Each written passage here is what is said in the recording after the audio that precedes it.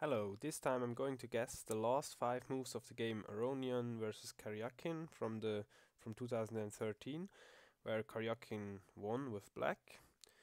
We're now going to quickly look through the game without too much detail, and then focus on the last five moves. So it was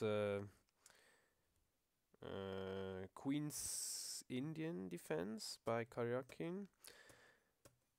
I'm not too familiar with the theory here, but looks like fairly typical play here. Nothing too special.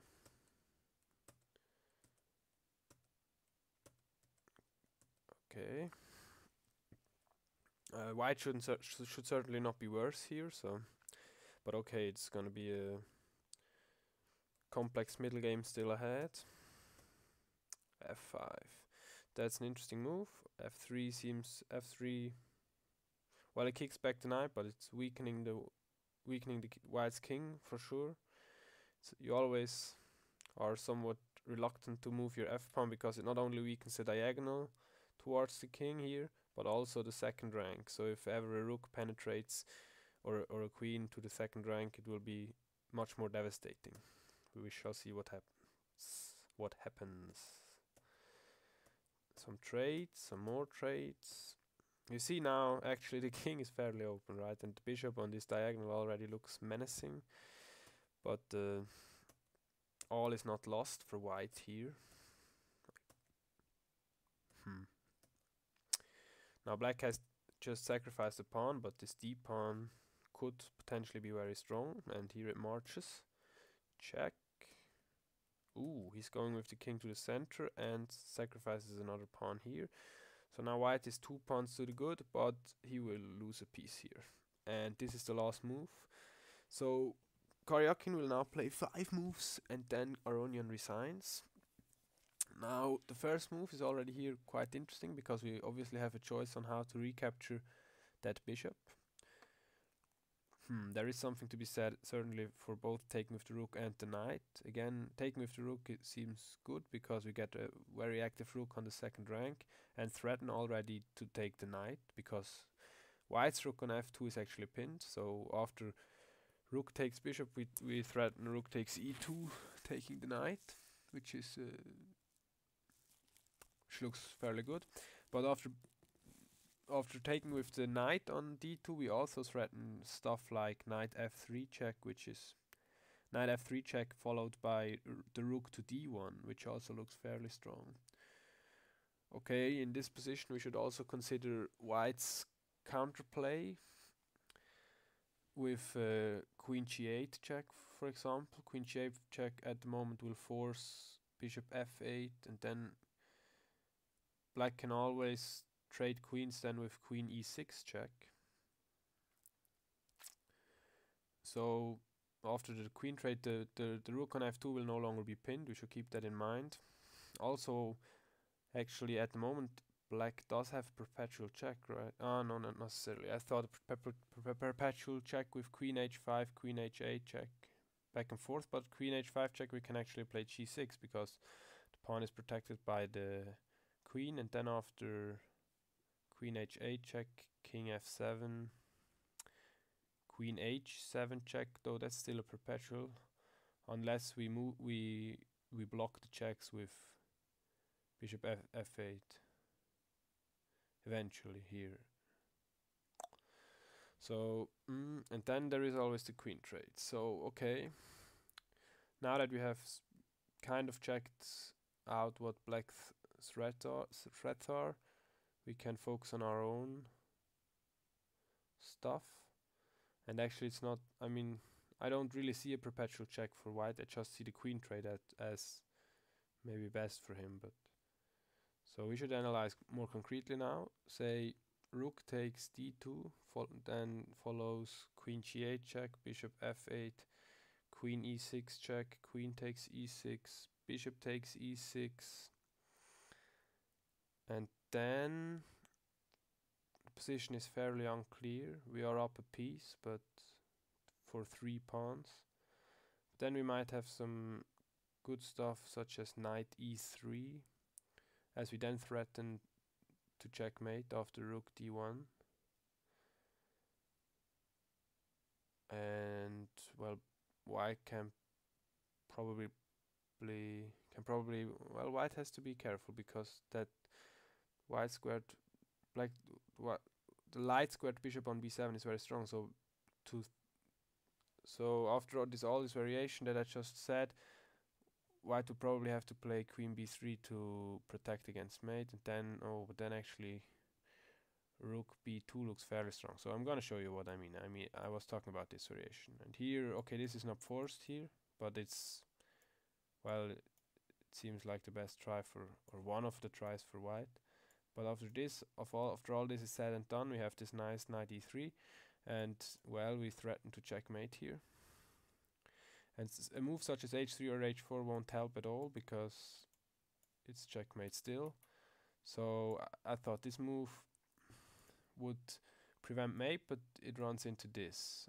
And then maybe actually white has this, protecting everything, and it's not, but no, we have to check, yeah, and that's game over because checkmate.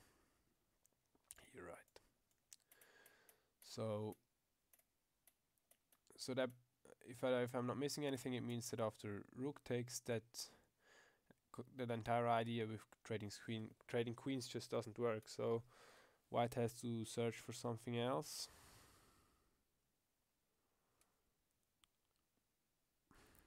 He could try something like bishop f1 to prevent rook takes e2, but it's fairly passive, and the knight comes to e3, after which knight comes to e3 or queen comes to c6. Both look really, really strong.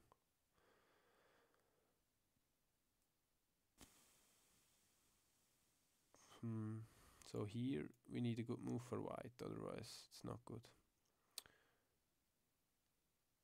Yeah, I mean, this queen to c6 may also be very, very strong. I mean, this almost forces the queen trade, which doesn't work, as we saw.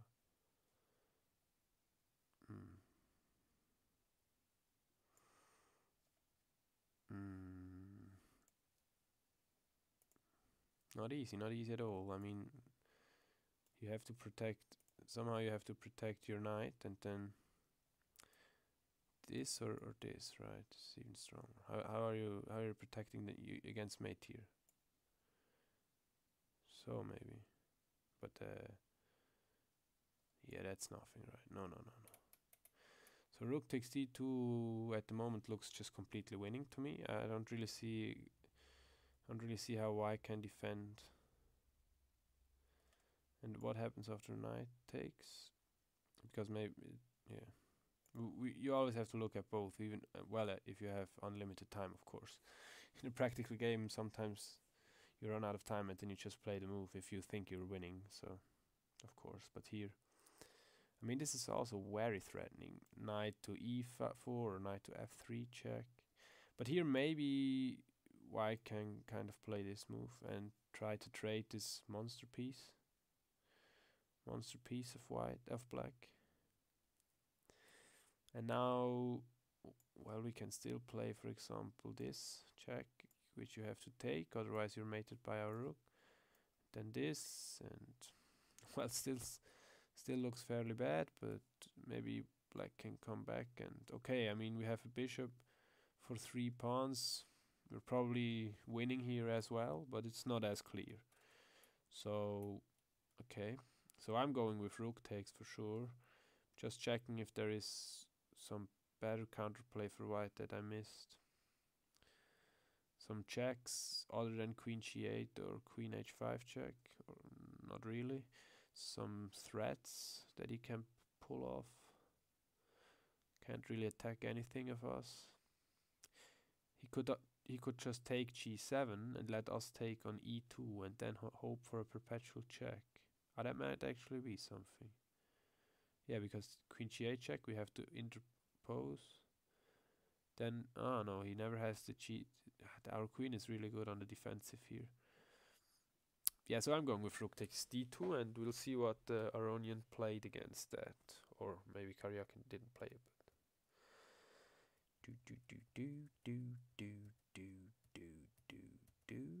rook takes d to e6. Yeah, that's a move I completely didn't consider. Now that's very bad because this move actually is threatening mate, right? So me saying he can't threaten anything was kind of wrong. Yeah, wait, let's see. Promote variation to main line. Yeah, actually it's clearly better. Yeah, after e6 mate is threatened, right? Because if it's white's move, or if we take the bishop, the knight, for example, then it's queen g8 check, bishop f8, queen f7 check, followed by queen d7 mate. Yeah, okay, so it's only mate if we take the knight, because otherwise we have d7 under control and it's not mate. So we could play a move such as knight e3 actually, because after knight e3 we also have some threats probably, while we are not mated at the same time. But actually, still, even if we have the rook here, it's queen g8 check, bishop f8, queen f7, rook king d8, followed by queen takes f8 check, and then king c8. We already lost a piece, and white will be able to trade queens here with queen c5, for example, if he doesn't have anything better. So okay, we need something more forcing than knight d3, I think. So we are looking for checks, of course, and we see that we have rook d1 check, which forces bishop f1.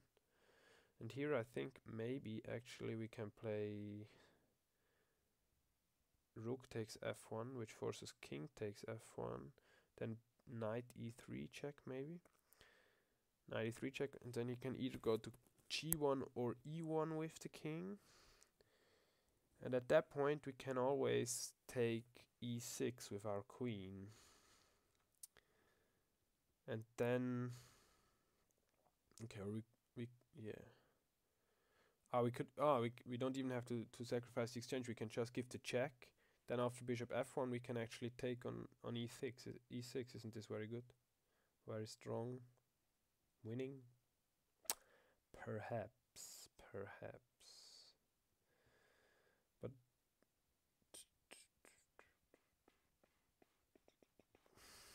so yeah, so this is the main candidate for me at the moment, and after this I suspect that this is just very strong. I mean, now we're up a piece for 2 pawns, okay, and somehow I think we have a really strong kingside attack against white king with queen d5 or queen e4 to follow. Of course we don't want to trade queens and then just mate on the white squares, for example on h1 or so. So for example, if white takes here, it's already mate, right? You have 1 check exactly, and then you're out of checks with white. And I don't see really how you protect mate. I mean, this doesn't work because we just take it and it's mate. So I still don't see a defense after rook d1 check and then queen takes e6. But still, maybe there's even something stronger here than taking on e6. Although I doubt it. I mean, taking e6 seems strong. So that's my move. Rook d1, bishop f1, and now taking on e6. Yay. And oh, I missed the check. No, I saw it, but I didn't look further. Should have probably looked further here, because right now I'm actually seeing that if we play g6, which is what I thought before, then that b5 is hanging with check, and then all kind of stuff happens, like queen takes b7. So we cannot allow him to take on b5 with check, that is. So we can play, for example, king d8. King d8 might be the best move, because king f8 probably just runs into queen h8 check, and then we have to go to f7 and then h5 check, queen h5 check again. So I like king d8 check. After king d8, after which white has no real checks besides queen h8, but after which we will just play king c7 and it's gonna be over. But we have to check after king d8, queen takes b5. But then we can go to the long diagonal with the queen e4, threatening some kind of unstoppable mate.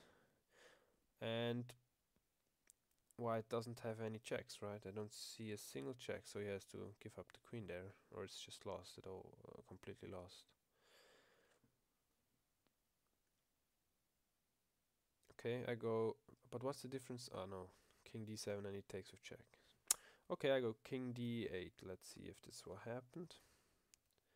Wow, he played king f8. Let's see if we will see with the engine later if it matters that much. And what? Knight c3 was played. Wow. Yeah, taking control of those two squares. Of course, that would also have happened after king d8. I'm stupid. Missing everything. Still, can't we play queen c6 here? Oh, and if we were on d8 after queen... No, no, no, no. I thought after queen c6 he would have had queen d5 check, but we just take with the rook, so that's nothing. So, how does he prevent mate exactly after queen c6? Because now he's of course threatening to take our rook, but we are checkmating.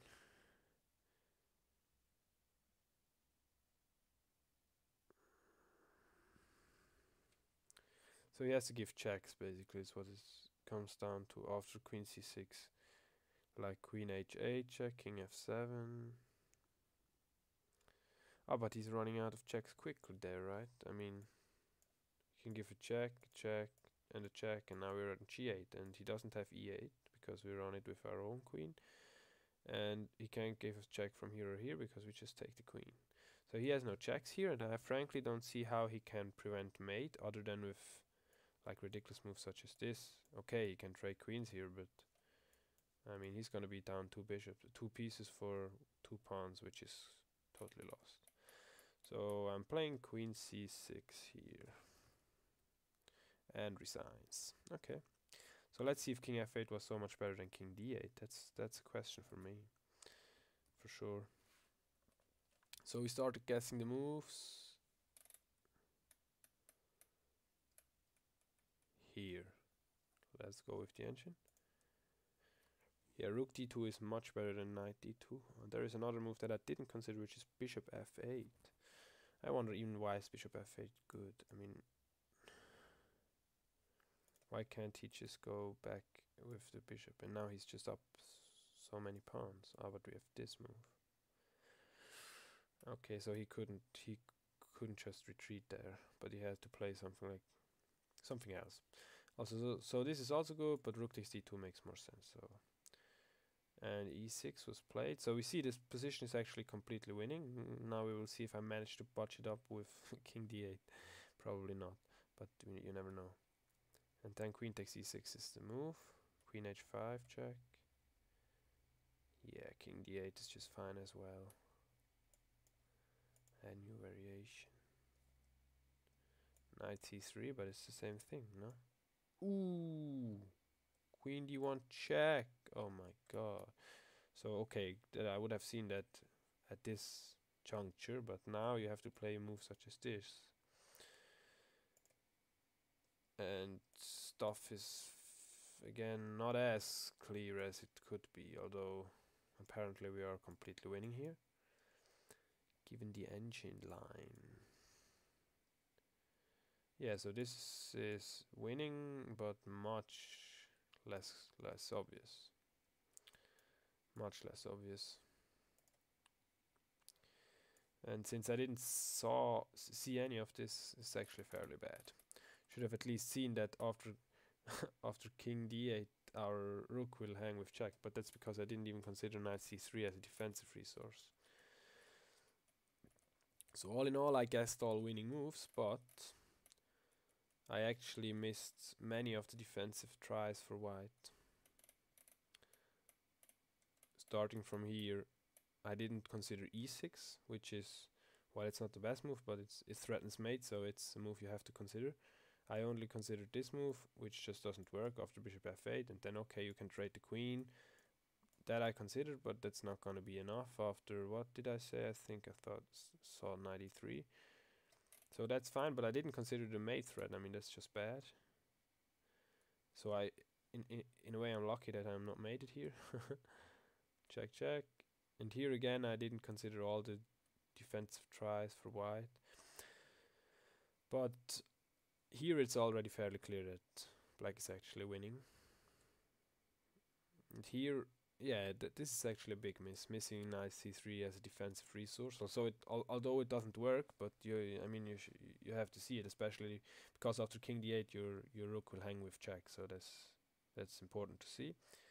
And king f8 is tidier in this regard. And now it's just mate. Okay, he could play this move instead. The computer line is, but yeah, it's always the same here. It's just now we can't go king g8, of course, because perpetual check. But we have g6 here. That is also something I did not consider. Why is this not something? And now we go here. Yeah, and white has no checks. Makes sense. And now our rook is of course not under attack. So after moves such as this, well, there's nothing, and it's just mate. Okay, so not bad actually, but black was completely winning already in the starting position. So apparently, according to the computer, this is a mistake. Knight b2 should be played. Yeah, so Aronian lost the thread of the game around here somewhere, and then in the position where we... Oh, this is actually... Yeah, okay, here's probably already lost anyway. And we just had to finish up this job here. Okay, which I managed to do, but again, I missed many defensive resources, which is quite bad. Okay, thanks for watching.